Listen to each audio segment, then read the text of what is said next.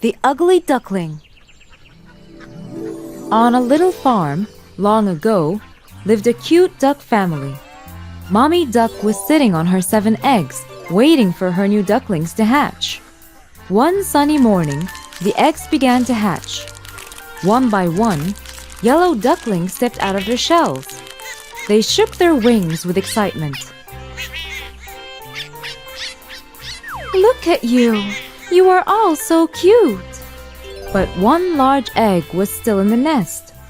"Well, it looks like that big egg will take more time." So, she had to go sit on her nest again and wait longer.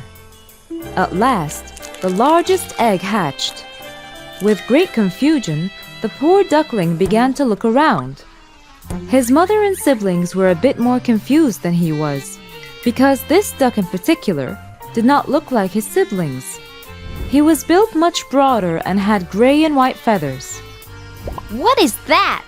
He cannot be one of us. I have never seen such an ugly duckling. How can you say such a thing? That's not nice. Now line up. We will go to the lake for your very first swim. Yet the other ducklings quacked. Ugly, ugly, ugly. The ugly duckling did not know why the other ducklings were yelling at him. He took the last spot in line. Each yellow duck jumped in the river and swam behind Mama Duck. When it was his turn, the ugly duckling jumped in and started to paddle too. He was a great swimmer. Later on, each time the ugly duckling tried to play with his brothers and sisters, they yelled, Go away! We will not play with you. You are ugly. Time was passing, and the ugly duckling was growing up to be different. All the animals on the farm were bullying him. Ugly duckling, ugly duckling, ugly duckling. Mother Duck, on the other hand, was doing her best to protect him. She couldn't bear to see that poor child so sad. But as the days passed, the poor ugly duckling was feeling worse. All night long he would silently cry. Just because I am ugly doesn't mean everyone has to be mean. No one wants to play with me or even talk to me. One day, one of the yellow ducklings said to the ugly duckling, You know what? You would do us all a big favor if you leave. Get out, get out, get out. They're right. I should go. That night, the ugly duckling flew over the farmyard fence and landed on the other side of the lake. There, he met 2 grown-up ducks. Can I please stay here for a while? I have nowhere else to go. What do we care? Just don't get in our way. Suddenly, a big hungry dog came chasing the 2 ducks. They quickly flew up in the air. The poor ugly duckling froze in fear. The dog sniffed and sniffed at the ugly duckling, then turned away. I am even too ugly for the big hungry dog. Ugly Duckling began to move along. Soon after, an empty lake appeared. Well then, if nobody wants me, I will hide here forever. Even though he was all alone, he was very happy. One day, he saw a horde of white long-necked birds migrating to the south. How beautiful they are! I wish I could be like them. Winter came and snow began to fall, so it was hard to find food. Cold and tired, trying to forage, the ugly duckling came across a farmer. Poor thing, you must be freezing. I'll take you home and look after you till you grow. Indeed, the farmer took good care of the ugly duckling.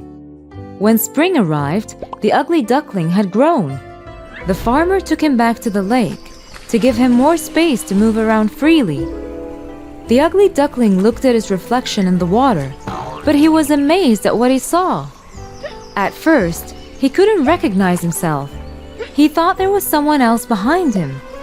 So he flipped his wings and noticed that his reflection was doing the same thing. He stretched out his neck, and his reflection continued to mirror his movements. Right then, he knew that this amazing bird was no one other than himself. Oh, how much I've changed! I look like the birds in the sky! While he was swimming in the lake, he came across a wedge of swans. They took him along and traveled joyfully together. Finally, the ugly little thing was accepted and loved by his new friends, to whom he belonged. A boy at the lakeshore yelled out to his friends, Hey, look at the young one all the way back! Must be the most beautiful swan I've seen! The swan did not know how to react to so much praise. He felt shy. After being mocked for so long, he couldn't believe he was being appreciated and accepted. I've never dreamt someone would call me beautiful someday. I wish I had received the same affection when I was the little and ugly creature. I wouldn't have spent such a sad childhood. Why do people treat others according to their looks? That is so sad.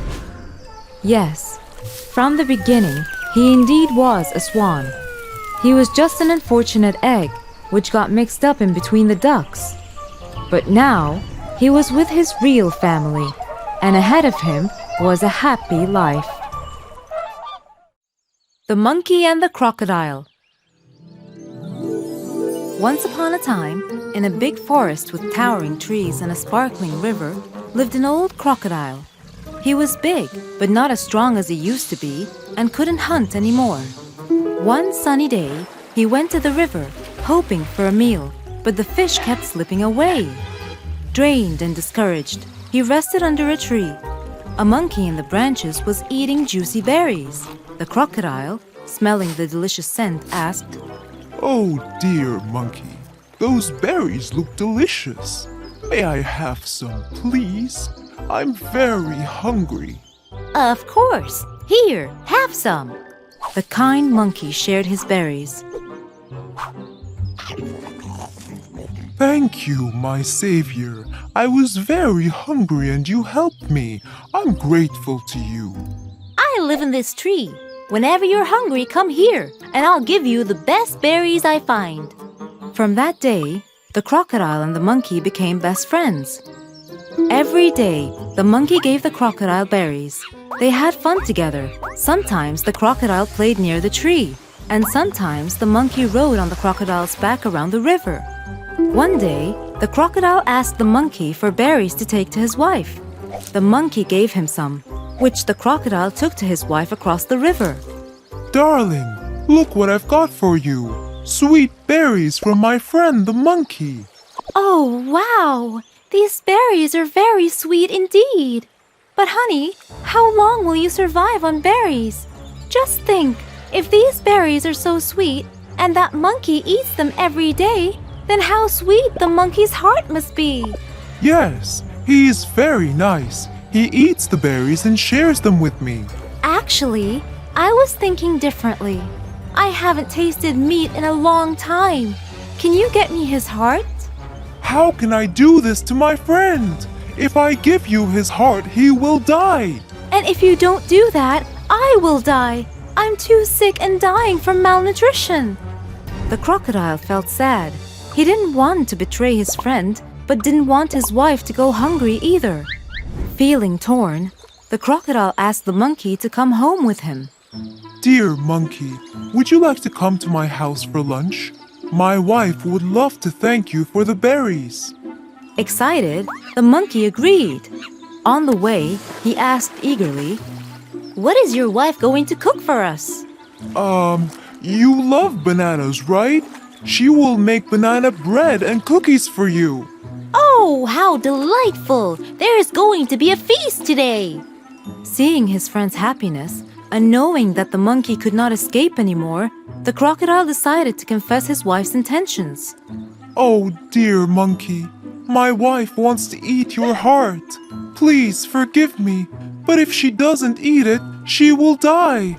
This worried the monkey a lot, but he quickly realized the situation and came up with a plan. Yes, sure. But why didn't you tell me earlier? We monkeys keep our hearts on the tree. We must go back to get it. The crocodile agreed, regretting his oversight. Once they reached the tree, the monkey climbed to safety and scolded him. You foolish crocodile! Can anyone keep their heart out and stay alive? I helped you as a friend, and you betrayed me. Now you will neither get my heart nor any more berries. Go away! The monkey used his intelligence to save his life. He was scared, but acted smartly and faced the challenge. Meanwhile, the betraying crocodile lost everything, his great friend, and the sweet berries. The Lion and the Mouse. Once upon a time, in a dense and sprawling jungle, there lived a mighty lion named Leo. Leo was revered by all the animals in the jungle for his strength and power. However, he was often aloof and didn't bother to befriend the smaller creatures around him. One day, tired from hunting all morning, Leo lay asleep in the forest, under a large shady tree, his great head resting on his paws. Some mice that lived at the foot of the tree scrambled over the sleeping lion to return to their home. But just as the last timid little mouse, Mia, was crawling over him, and in her fright and haste to get away, she accidentally ran across the lion's nose. The lion woke up with a roar.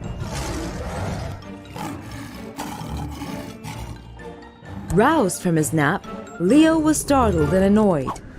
He laid his huge paw angrily on the tiny creature, trapping her and aiming to kill her. You woke me up, he roared. The mouse was frightened. She apologized to the lion for disturbing him, and trembling, but with a hint of bravery in her voice, she squeaked, Almighty Leo, please spare my life. I'm just a small and insignificant mouse. If you let me go, I promise I'll be forever grateful to you. And someday, I will surely repay you. The lion was amused by the thought that a mouse could ever help him. You are funny. How could a mouse help a lion? Curious and intrigued, Leo chuckled at the thought of a tiny mouse ever being able to help him, the king of the jungle. But he pitied the little poor mouse and generously decided to release her. He lifted his paw and finally set the mouse free. I'll let you go, just because you made me laugh. Some time passed, and one day, while stalking his prey in the forest, Leo accidentally stepped on a trap. A net made of thick ropes captured the lion and pulled him up into a tree. He was caught in the toils of a hunter's net. The lion struggled to free himself, but could not. He filled the forest with his angry roaring.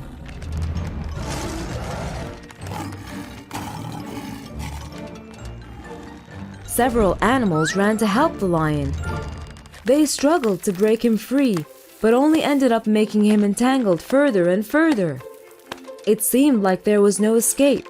Leo's mighty roars rumbled through the forest and echoed through the jungle as he became upset and afraid.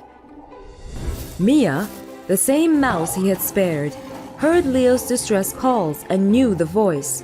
Remembering the lion's kindness, the mouse didn't hesitate and ran quickly to the lion's aid. She sprinted to the tree to find Leo struggling in the net, surrounded by different animals trying in vain to help him. Let me pass.